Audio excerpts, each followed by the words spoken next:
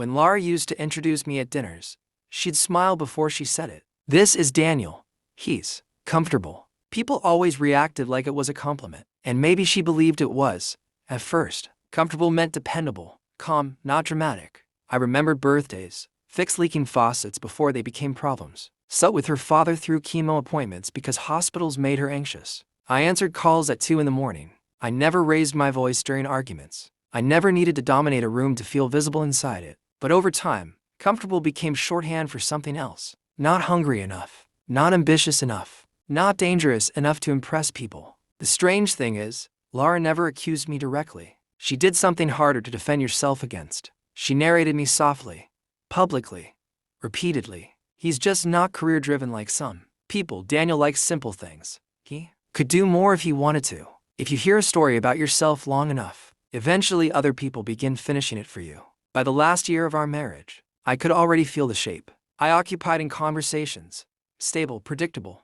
Man people assumed had stopped growing. I didn't fight it. That was probably my part in everything. After the divorce, mutual friends became strangely gentle around me. The kind of gentleness people use with someone they think lost a competition they never realized they were in. Laura moved fast afterward. New apartment downtown. New circles. New photos where everyone looked expensive and exhausted at the same time. I stayed quiet. What nobody really knew, not even Laura, was that for 3 years before the divorce, I'd been helping build a logistics software company with 2 former colleagues. I wasn't hiding it exactly. I just didn't talk about it because talking about unfinished things always felt dishonest to me. While other people announced plans, I preferred surviving them first. The work consumed most of my life quietly. Long nights, airport lounges, contracts collapsing at the last second, investors disappearing after months of promises. There was nothing glamorous about it. Laura only saw me tired. I think she confused exhaustion with lack of direction. The calls started about for months after the divorce.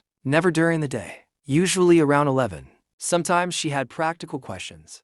Taxes, insurance forms, a warranty she couldn't find. But the conversations always drifted. "You still awake?" "Yeah, you always are." There would be silence after that. Not romantic silence.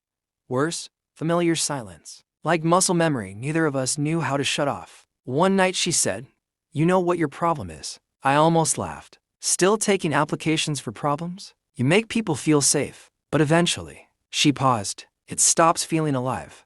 I remember staring at the dark ceiling above my bed. At the time, I didn't defend myself. I just said, maybe. But after we hung up, I sat there thinking about how often people confuse performance with passion. Some men advertise ambition constantly because they need witnesses. Others disappear into the work itself. About 8 months later, she called asking if I could meet to finalize the transfer for the lake property. We'd sold. "It'll take 10 minutes, she said. I told her I was tied up until late afternoon. "That's fine. Send me the address." There was a pause after I texted it. "You work there?" "Sometimes." The building sat downtown near the riverfront. Glass exterior. Quiet lobby. One of those places designed to look effortless because someone paid a fortune to make it feel that way. I arrived early from a client meeting upstairs. The receptionist nodded immediately. "Conference room B is ready, Mr. Mercer." I thanked her and kept walking.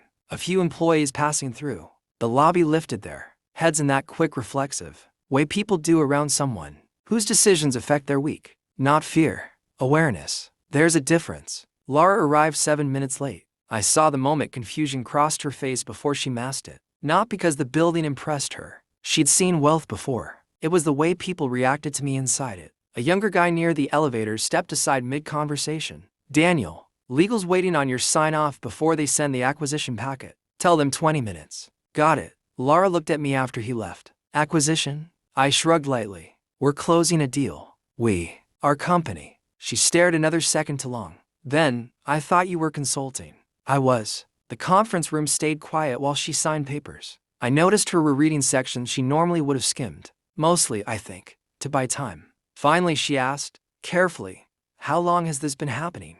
"Depends what this is." This, her hand gestured vaguely outward. "The building, the floor, the invisible structure around me." "A while. And you never mention it." I looked at her then. "You already seemed pretty certain who I was." That landed harder than I intended. She looked down immediately. No dramatic collapse. No tears. Just the expression of someone revisiting old memories with updated information. The door opened halfway, and one of our senior operations managers leaned in. Sorry to interrupt. Singapore approved the revised numbers. I nodded once. Good. Push legal through before 6. Done. The door closed again. Lara exhaled softly after a few seconds. I feel stupid. You're not stupid. But I was wrong. I didn't answer. Because she wasn't entirely wrong.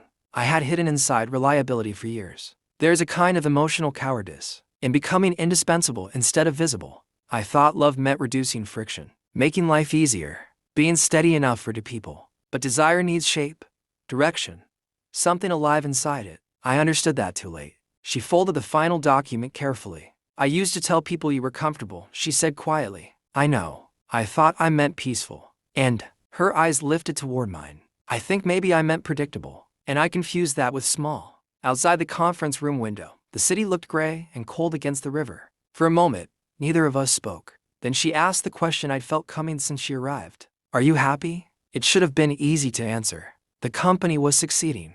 We were expanding internationally. People listened when I spoke now. Doors opened faster. Rooms shifted when I entered them. But happiness wasn't the same as being finally recognized. I'm clearer, I said. She smiled at that. Sad, but genuine. That sounds like you. When she stood to leave, there was no sudden reconciliation waiting in the air. No movie-ending regret. We had already become different people separately. At the door, she paused. I really did love you. You know. I know that too. Then she left. A few minutes later, my phone buzzed. A message from legal upstairs asking if I was ready. I stared at it for a second before standing. Through the glass wall, I could still see Lara crossing the lobby alone, moving slower than when she entered. Not devastated, just carrying something heavier than certainty.